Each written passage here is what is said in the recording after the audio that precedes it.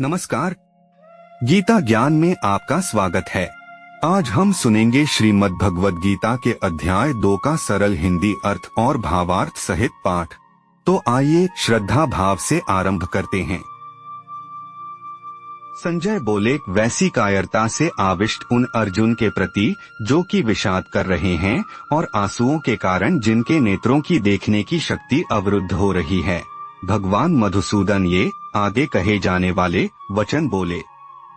इसका भावार्थ यह है कि जब इंसान अपनों को देख भावुक होकर रोने लगता है तो भगवान वहीं से उसे सही रास्ता दिखाना शुरू करते हैं। श्री कृष्ण ने भी अर्जुन के दुख को अपनाकर संवाद की शुरुआत की। श्री भगवान बोले, हे अर्जुन, इस विषम अवसर पर तुम्हें यह कायरता कहाँ से प्राप्त हुई जिसका कि श्रेष्ठ पुरुष सेवन नहीं करते, जो स्वर्ग को देने वाली नहीं है और कीर्ति करने वाली भी नहीं है। इसका भावार्थ यह है कि श्री कृष्ण ने अर्जुन को झकझोरा कि यह कमजोरी तुम्हें शोभा नहीं देती। कायरता न तो सम्मान दिलाती है और न ही मन को शांति। हे पृथानंदन अर्जुन, इस नपुंसकता को मत प्राप्त हो, क्योंकि तुम्हारे में यह उचित नहीं है। हे परंतप, हृदय की इस तुच्छ दुर्बलता का त्याग करके युद्ध के लिए खड़े हो जाओ। इसका भावार्थ यह है कि भगवान कहते हैं कि अपने डर और मन की छोटी सोच को छोड़कर खड़े हो जाओ। अपनी हिम्मत को पहचानो, क्योंकि तुम अपनी लड़ाई लड़ने के लिए ही बने हो। अर्जुन बोले, हे मधुसूदन, मैं रणभूमि में भीष्म और द्रोण के साथ बाणों से युद्ध कैसे करूं? क्योंकि हे अरिसूदन, ये दोनों ही पूजा के योग्य हैं। इसका भावार्थ यह है कि अपनों के खिलाफ खड़ा होना सबसे कठिन होता है। जब सामने आदरणीय लोग हों तो मन का द्वंद्व गहरा हो जाता है। महानुभाव गुरुजनों को न मारकर इस लोक में मैं भिक्षा का अन्न खाना भी श्रेष्ठ समझता हूँ, क्योंकि गुरुजनों को मारकर यहाँ रक्त से सने हुए तथा धन की कामना की मुख्यता वाले भोगों को ही तो भोगूंगा। इसका भावार्थ यह है कि अपनों के खून से सना सुख कभी खुशी नहीं देता। आत्मसम्मान खोकर पाई गई सफलता से तो सादगी भरा जीवन कहीं बेहतर है। हम यह भी नहीं जानते कि हम लोगों के लिए युद्ध करना और न करना, इन दोनों में से कौन सा अत्यंत श्रेष्ठ है, और हमें इसका भी पता नहीं है कि हम उन्हें जीतेंगे अथवा वे हमें जीतेंगे।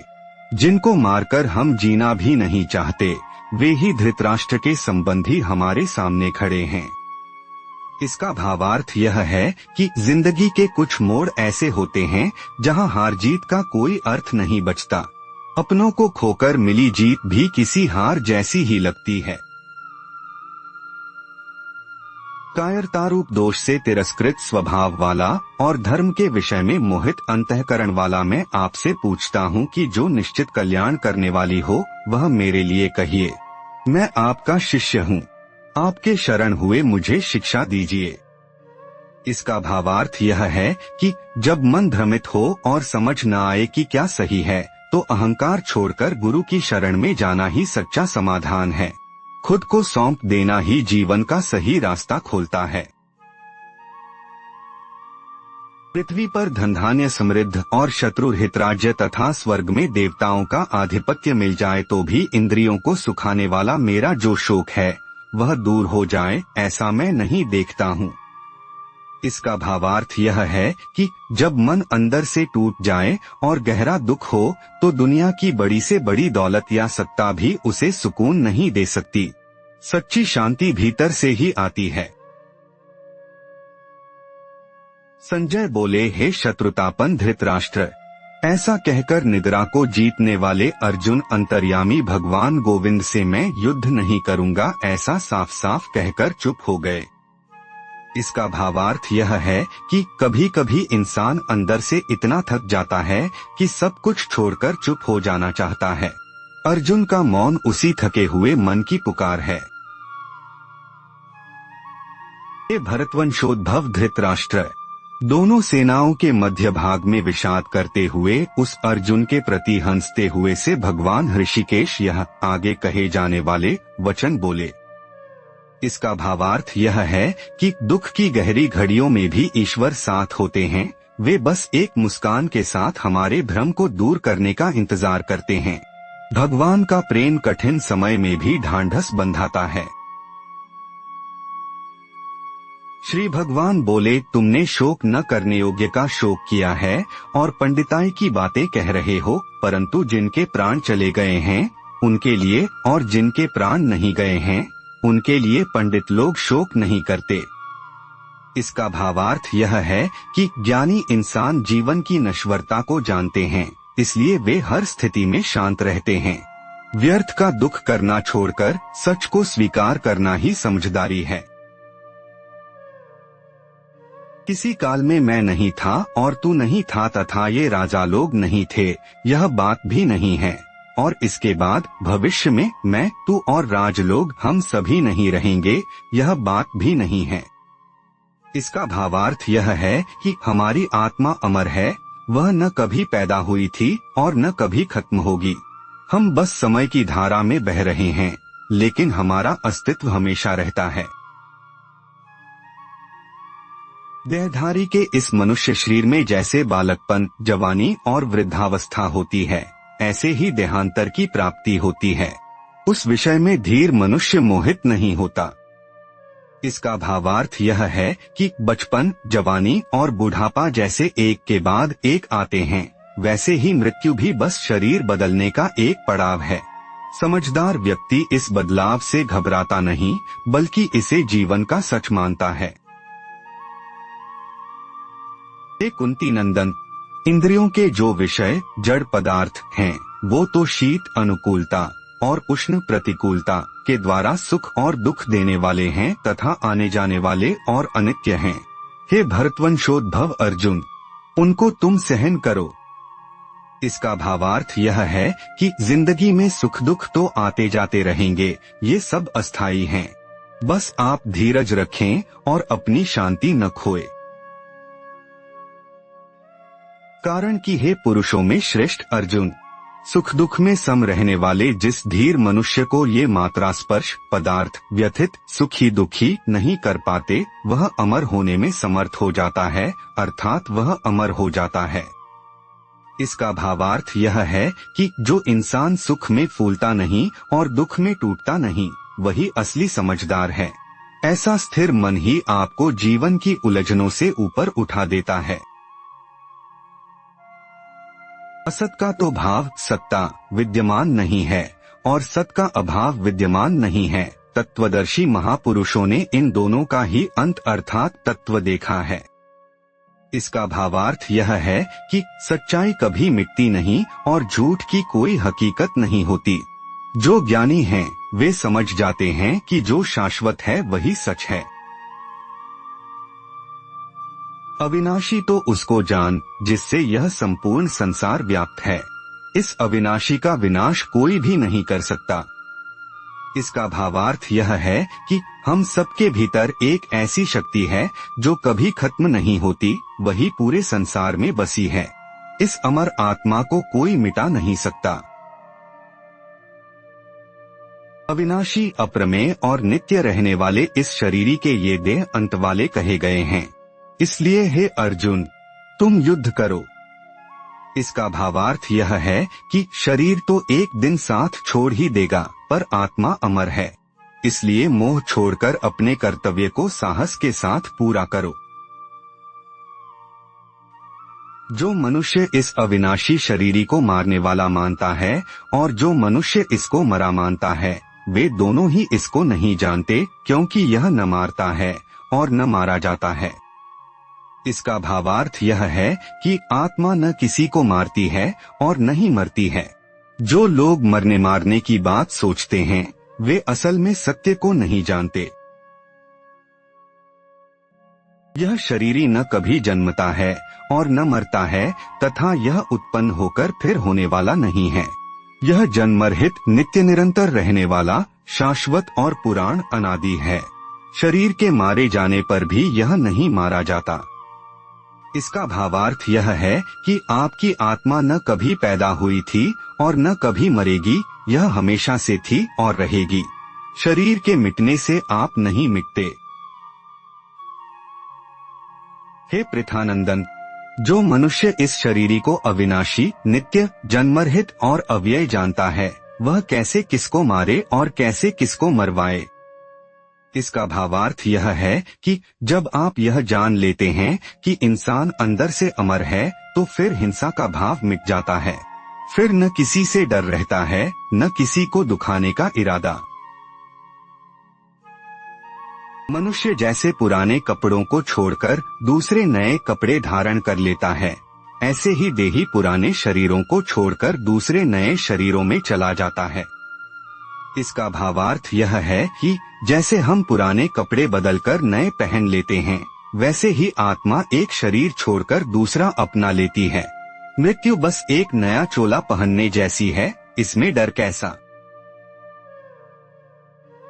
शस्त्र इस शरीर को काट नहीं सकते, अग्नि इसको जला नहीं सकती, जल इसको गीला नहीं कर सकता और वायु इसको सुखा नहीं सकती। इसका भावार्थ यह है कि आत्मा इतनी सूक्ष्म और शक्तिशाली है कि उसे न कोई शस्त्र काट सकता है, न आग जला सकती है और न पानी या हवा ही मिटा सकते हैं। आप वास्तव में अजेय हैं। यह शरीर काटा नहीं जा सकता, यह जलाया नहीं जा सकता, यह गीला नहीं किया जा सकता और यह सुखाया भी नहीं जा सकता, कारण कि यह नित्य रहने वाला, सब में परिपूर्ण, अचल, स्थिर स्वभाव वाला और अनादि है। इसका भावार्थ यह है कि हमारी आत्मा अजरमर है, जिसे न शस्त्र काट सकते हैं और न आग जला सकती है। यह तो परमात्मा का ही एक अंश है, जो हर हाल में सदा एक जैसा रहता है। यह देही प्रत्यक्ष नहीं दिखता, यह चिंतन का विषय नहीं है और यह निर्विकार कहा जाता है। अतः इस देही को ऐसा जानकर शोक नहीं करना चाहिए। इसका भावार्थ यह है कि आत्मा न तो आँखों से दिखती है और न ही दिमाग की समझ में पूरी तरह आती है, यह तो अनुभव करने की चीज है। जब यह कभी बदलती ही नहीं, तो फिर इसके लिए दुखी होकर अपना मन भारी करना बेकार है। महाबाहो, अगर तुम इस देही को नित्य पैदा होने वाला अथवा नित्य मरने वाला भी मानो, तो भी तुम्हें इस प्रकार शोक नहीं करना चाहिए। इसका भावार्थ यह है कि चाहे तुम आत्मा को पैदा होने वाली समझो या मरने वाली, सच तो यह है कि यह कभी खत्म नहीं होती। ऐसे में किसी के जाने का दुख मनाना अपनी नासमझी के अलावा और कुछ नहीं है, क्योंकि पैदा हुए की जरूर मृत्यु होगी और मरे हुए का जरूर जन्म होगा। इस जन्म मरण रूप परिवर्तन के प्रवाह का परिहार अर्थात निवारण नहीं हो सकता। अतः इस विषय में तुम्हें शोक नहीं करना चाहिए। इसका भावार्थ यह है कि सच यही है कि जिसने जन्म लिया है उसका मरना तय है और जो मरा है उसका फिर से जन्म लेना निश्चित है। इस अटल नियम को बदला नहीं जा सकता, इसलिए इसके लिए शोक करना व्यर्थ है। भारत, सभी प्राणी जन्म से पहले अप्रकट थे और मरने के बाद अप्रकट हो जाएंगे, केवल बीच में ही प्रकट दिखते हैं। अतः इसमें शोक करने की बात ही क्या है। इसका भावार्थ यह है कि हम सब जीवन मिलने से पहले भी कहीं थे और जाने के बाद भी कहीं और होंगे। यह दुनिया तो बस एक छोटा सा पड़ाव है। जो चीज हमारी थी ही नहीं, उसके खोने का दुख कैसा। कोई इस शरीर को आश्चर्य की तरह देखता है और वैसे ही अन्य कोई इसका आश्चर्य की तरह वर्णन करता है, तथा अन्य कोई इसको आश्चर्य की तरह सुनता है और इसको सुनकर भी कोई नहीं जानता, अर्थात यह शरीरी दुर्विज्ञेय है। इसका भावार्थ यह है कि आत्मा का रहस्य इतना गहरा है कि इसे जानकर इंसान आश्चर्य में पड़ जाता है। इसे कोई देख सुन तो लेता है, लेकिन हकीकत में इसे पूरी तरह समझ पाना हर किसी के बस की बात नहीं। हे भरतवंशोद्भव अर्जुन, सबके देह में यह देही नित्य ही अवध्य है। इसलिए संपूर्ण प्राणियों के लिए अर्थात किसी भी प्राणी के लिए तुम्हें शोक नहीं करना चाहिए। इसका भावार्थ यह है कि इस शरीर के अंदर बैठी आत्मा को कोई मार नहीं सकता, वह तो सदा सुरक्षित है। फिर तुम किसी भी जीव की मृत्यु पर इतना क्यों रो रहे हो, जबकि उसे कुछ हुआ ही नहीं है। अपने स्वधर्म क्षात्र धर्म को देखकर भी तुम्हें विकम्पित अर्थात कर्तव्य कर्म से विचलित नहीं होना चाहिए, क्योंकि धर्ममय युद्ध से बढ़कर क्षत्रिय के लिए दूसरा कोई कल्याणकारक कर्म नहीं है। इसका भावार्थ यह है कि अपने फर्ज से डरो मत, क्योंकि सच्चाई के लिए लड़ना ही तुम्हारा सबसे बड़ा धर्म है। जो अपने कर्तव्य से पीछे हटता है वह कभी शांति नहीं पा सकता। अपने आप प्राप्त हुआ युद्ध खुला हुआ स्वर्ग का दरवाजा भी है। हे पृथानंदन, वे क्षत्रिय बड़े सुखी भाग्यशाली हैं जिनको ऐसा युद्ध प्राप्त होता है। इसका भावार्थ यह है कि सच्चाई की लड़ाई तो स्वर्ग का खुला हुआ दरवाजा है, जो हर किसी को नसीब नहीं होती। खुशनसीब होते हैं वे योद्धा जिन्हें धर्म के लिए लड़ने का मौका मिलता है। अब अगर तू यह धर्ममय युद्ध नहीं करेगा तो अपने धर्म और कीर्ति का त्याग करके पाप को प्राप्त होगा। इसका भावार्थ यह है कि अगर तुम सच के लिए नहीं लड़ोगे तो अपनी इज्जत और अपना धर्म दोनों खो दोगे। कर्तव्य से भागना कोई बहादुरी नहीं, बल्कि अपने ही हाथों पाप को बुलावा देना है। और सब प्राणी भी तेरी सदा रहने वाली अपकीर्ति का कथन अर्थात निंदा करेंगे। वह अपकीर्ति सम्मानित मनुष्य के लिए मृत्यु से भी बढ़कर दुखदायी होती है। इसका भावार्थ यह है कि सम्मान के साथ जीना ही जीवन का असली सुख है। जो इंसान अपनी प्रतिष्ठा खो देता है उसके लिए यह बदनामी मौत से भी ज्यादा तकलीफदेह होती है। महारथी लोग तुझे भय के कारण युद्ध से ऊपर हटा हुआ मानेंगे। जिनकी धारणा में तू बहुमान्य हो चुका है उनकी दृष्टि में तू लघुता को प्राप्त हो जाएगा। इसका भावार्थ यह है कि डरकर भागने से लोग आपको कायर समझने लगेंगे। जिनकी नजरों में आपकी इज्जत है वे भी आपको तुच्छ समझकर नीची नजरों से देखने लगेंगे। तेरे शत्रु लोग तेरी सामर्थ्य की निंदा करते हुए न कहने योग्य बहुत से वचन भी कहेंगे। उससे बढ़कर और दुख की बात क्या होगी। इसका भावार्थ यह है कि दुश्मन आपकी बुराई करने का कोई मौका नहीं छोड़ेंगे और आपको भला बुरा कहेंगे। अपनों और गैरों की यह कड़वी बातें सहना सबसे बड़े दुख जैसा है। अगर युद्ध में तू मारा जाएगा तो तुझे स्वर्ग की प्राप्ति होगी, और अगर युद्ध में तू जीत जाएगा तो पृथ्वी का राज्य भोगेगा। आथ हे कुंती नंदन, तू युद्ध के लिए निश्चय करके खड़ा हो जा। इसका भावार्थ यह है कि हार मत मानो, बस उठो और अपना फर्ज निभा। या तो जीत मिलेगी या फिर मोक्ष, दोनों ही स्थितियों में तुम्हारा ही भला है।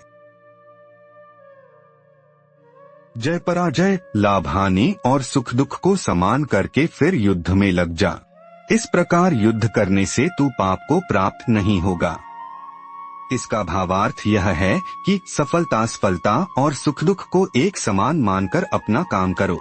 जब आप फल की चिंता छोड़कर काम करते हैं तो कोई पाप नहीं लगता।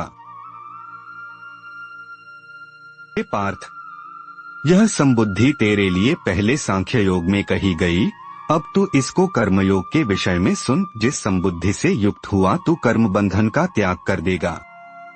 इसका भावार्थ यह है कि अब मैं तुम्हें कर्म करने का वह तरीका बताऊंगा जिससे तुम काम तो करोगे पर उसके बंधनों में नहीं फंसोगे। यह संतुलन ही तुम्हें हर उलझन से मुक्त करेगा। मनुष्य लोक में इस संबुद्धि रूप धर्म के आरंभ का नाश नहीं होता, इसके अनुष्ठान का उल्टा फल भी नहीं होता, और इसका थोड़ा सा भी अनुष्ठान जन्म मरण रूप महान भय से रक्षा कर लेता है। इसका भावार्थ यह है कि ईश्वर की राह में उठाया गया छोटा सा कदम भी कभी बेकार नहीं जाता।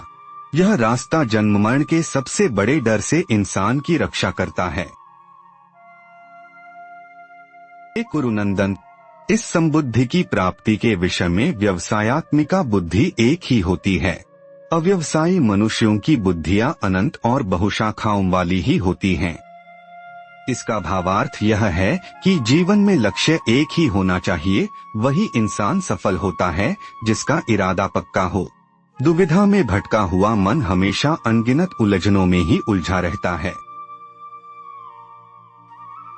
2.42 2.43 हे पृथानंदन, जो कामनाओं में तन्मय हो रहे हैं, स्वर्ग को ही श्रेष्ठ मानने वाले हैं, वेदों में कहे हुए सकाम कर्मों में प्रीति रखने वाले हैं, भोगों के सिवाय और कुछ है ही नहीं, ऐसा कहने वाले हैं, वे अविवेकी मनुष्य इस प्रकार की जिस पुष्पित दिखाऊ शोभायुक्त वाणी को कहा करते हैं, जो कि जन्मरूपी कर्मफल को देने वाली है तथा भोग और ऐश्वर्य की प्राप्ति के लिए बहुत सी क्रियाओं का वर्णन करने वाली है।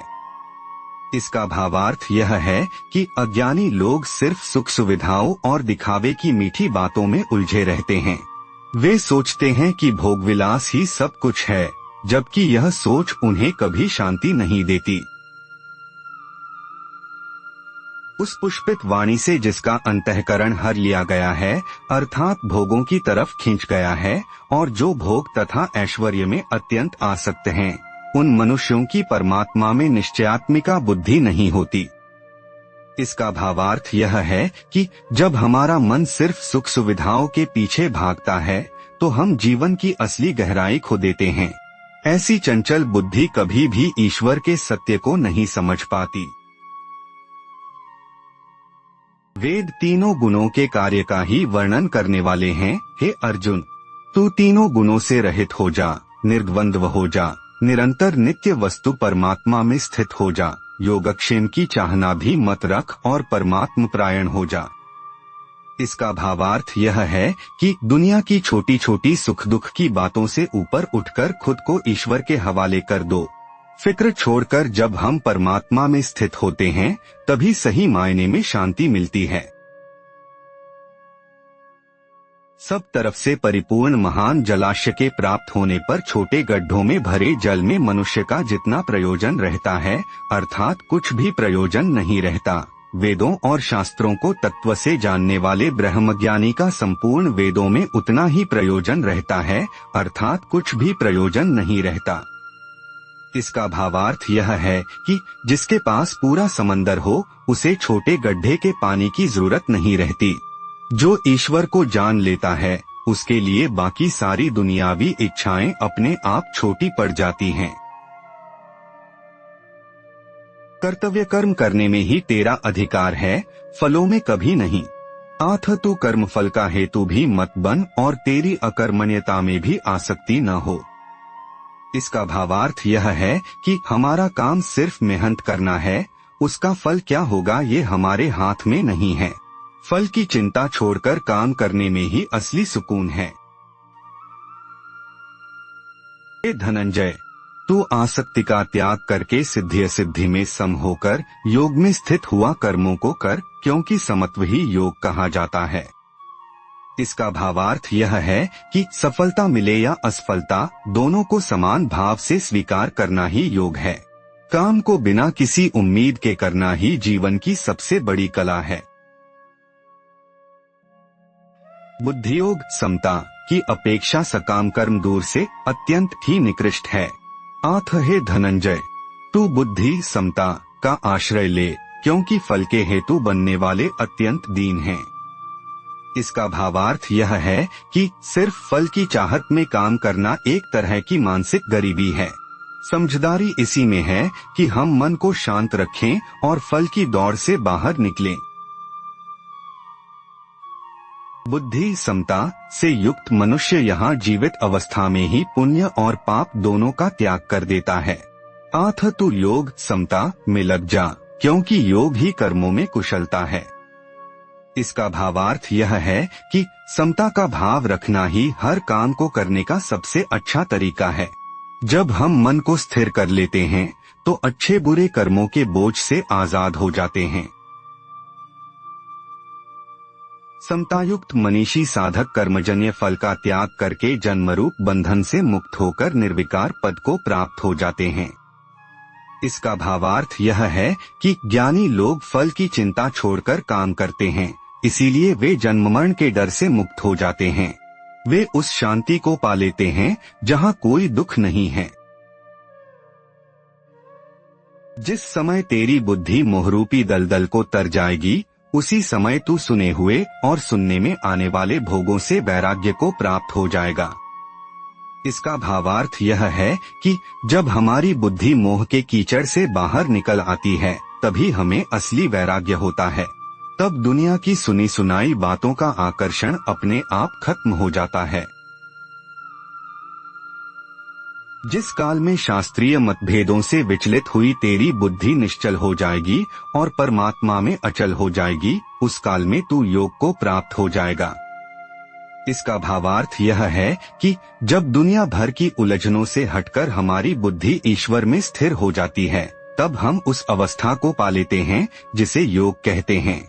यही वो पल है जब हम खुद से मिल जाते हैं। अर्जुन बोले, हे केशव, परमात्मा में स्थित स्थिर बुद्धि वाले मनुष्य के क्या लक्षण होते हैं? वह स्थिर बुद्धि वाला मनुष्य कैसे बोलता है, कैसे बैठता है और कैसे चलता है? इसका भावार्थ यह है कि अर्जुन पूछ रहे हैं कि वह इंसान कैसा होता है जिसका मन कभी विचलित नहीं होता। वह आम जिंदगी में कैसे उठता बैठता है और लोगों से कैसे बात करता है। श्री भगवान बोले, हे पृथानंदन, जिस काल में साधक मनोगत संपूर्ण कामनाओं का अच्छी तरह त्याग कर देता है और अपने आप से अपने आप में ही संतुष्ट रहता है, उस काल में वह स्थित प्रज्ञ कहा जाता है। इसका भावार्थ यह है कि असली खुशी बाहर नहीं, आपके अंदर है। जब इंसान अपनी चाहतों के पीछे भागना छोड़ देता है और खुद में ही खुश रहना सीख जाता है, वही स्थिर बुद्धि है। दुखों की प्राप्ति होने पर जिसके मन में उद्वेग नहीं होता और सुखों की प्राप्ति होने पर जिसके मन में स्पृहा नहीं होती तथा जो राग, भय और क्रोध से सर्वथा रहित हो गया है, वह मननशील मनुष्य स्थिर बुद्धि कहा जाता है। इसका भावार्थ यह है कि जो सुख में फूलता नहीं और दुख में टूटता नहीं, वही ज्ञानी है। जिसे किसी बात का डर न हो और जो गुस्से से दूर हो, उसका मन शांत रहता है। सब जगह आसक्ति रहित हुआ जो मनुष्य उस शुभ अशुभ को प्राप्त करके न तो अभिनंदित होता है और न द्वेष करता है, उसकी बुद्धि प्रतिष्ठित है। इसका भावार्थ यह है कि जीवन में अच्छा हो या बुरा, जो हर हाल में समान भाव रखता है, वही सच्चा इंसान है। न तो जीत का अहंकार करना और न हार का दुख मनाना ही समझदारी है। जिस तरह कछुआ अपने अंगों को सब ओर से समेट लेता है, ऐसे ही जिस काल में यह कर्मयोगी इंद्रियों के विषयों से इंद्रियों को सब प्रकार से समेट लेता, हटा लेता है, तब उसकी बुद्धि प्रतिष्ठित हो जाती है। इसका भावार्थ यह है कि जैसे कछुआ खतरा देख अपने अंगों को अंदर समेट लेता है, वैसे ही बुद्धिमान इंसान अपनी इंद्रियों को फालतू चीजों से हटा लेता है। यह खुद पर काबू पाने की सबसे बड़ी कला है। निराहारी इंद्रियों को विषयों से हटाने वाले मनुष्य के भी विषय तो निवृत्त हो जाते हैं, पर रस निवृत्त नहीं होता। परंतु इस स्थित प्रज्ञ मनुष्य का तो रस भी परमात्म तत्व का अनुभव होने से निवृत्त हो जाता है। इसका भावार्थ यह है कि चीजों से दूर रहना आसान है, पर मन में उनकी इच्छा होना मुश्किल। जब तक प्रभु का असली रस नहीं मिलता, तब तक मन की भूख खत्म नहीं होती। हे कुंती नंदन, रस बुद्धि रहने से यत्न करते हुए विद्वान मनुष्य की भी प्रमथनशील इंद्रियां उसके मन को बलपूर्वक हर लेती हैं। इसका भावार्थ यह है कि कोशिश तो सब करते हैं, पर हमारी इंद्रियां बहुत बलवान हैं। बिना गहरी सावधानी के ये अच्छे अच्छे विद्वानों का मन भी डगमगा देती हैं। कर्मयोगी साधक उन संपूर्ण इंद्रियों को वश में करके मेरे परायण होकर बैठे, क्योंकि जिसकी इंद्रियां वश में हैं, उसकी बुद्धि प्रतिष्ठित है। इसका भावार्थ यह है कि अपनी इंद्रियों को काबू में रखकर खुद को प्रभु को सौंप देना ही समाधान है। जब मन और इंद्रियां काबू में हो, तभी इंसान की बुद्धि सही फैसला ले पाती है। 2.62 2.63 विषयों का चिंतन करने वाले मनुष्य की उन विषयों में आसक्ति पैदा हो जाती है। आसक्ति से कामना पैदा होती है। कामना से क्रोध पैदा होता है। क्रोध होने पर सम्मोह मूढ़भाव हो जाता है। सम्मोह से स्मृति भ्रष्ट हो जाती है। स्मृति भ्रष्ट होने पर बुद्धि का नाश हो जाता है। बुद्धि का नाश होने पर मनुष्य का पतन हो जाता है। इसका भावार्थ यह है कि किसी चीज के बारे में बार बार सोचने से मन में उसकी इच्छा पैदा होती है। फिर वह इच्छा पूरी न हो तो गुस्सा आता है और इंसान अपना आपा खो बैठता है। 2.64 2.65 वशीभूत अंतःकरण वाला कर्मयोगी साधक रागद्वेष से रहित अपने वश में की हुई इंद्रियों के द्वारा विषयों का सेवन करता हुआ अंतःकरण की निर्मलता को प्राप्त हो जाता है। निर्मलता प्राप्त होने पर साधक के संपूर्ण दुखों का नाश हो जाता है और ऐसे शुद्ध चित्त वाले साधक की बुद्धि निःसंदेह बहुत जल्दी परमात्मा में स्थिर हो जाती है। इसका भावार्थ यह है कि जब हम दुनिया की चीजों के प्रति अपने रागद्वेष को छोड़ देते हैं तो मन अपने आप शांत होने लगता है। अपनी इंद्रियों को काबू में रखना ही जीवन में सच्ची शांति पाने का सही रास्ता है। जिसके मनेंद्रियां संयमित नहीं हैं, ऐसे मनुष्य की व्यवसायात्मिका बुद्धि नहीं होती और व्यवसायात्मिका बुद्धि न होने से उसमें कर्तव्यपरायणता की भावना नहीं होती। ऐसी भावना न होने से उसको शांति नहीं मिलती। फिर शांतिरहित मनुष्य को सुख कैसे मिल सकता है? इसका भावार्थ यह है कि अगर मन ही काबू में न हो तो न हमें सही गलत का फर्क समझ आता है और न ही मन में शांति रहती है। और याद रखिए, शांति के बिना इंसान चाहे कितनी भी कोशिश कर ले, उसे कभी सुख नहीं मिल सकता। अपने अपने विषयों में विचरती हुई इंद्रियों में से एक ही इंद्रिय जिस मन को अपना अनुगामी बना लेती है, वह अकेला मन जल में नौका को वायु की तरह इसकी बुद्धि को हर लेता है। इसका भावार्थ यह है कि हमारा मन इंद्रियों के पीछे भागकर हमारी बुद्धि को ऐसे बहा ले जाता है जैसे हवा पानी में नाव को ले जाती है। इंद्रियों पर नियंत्रण न होना हमारी सबसे बड़ी कमजोरी है।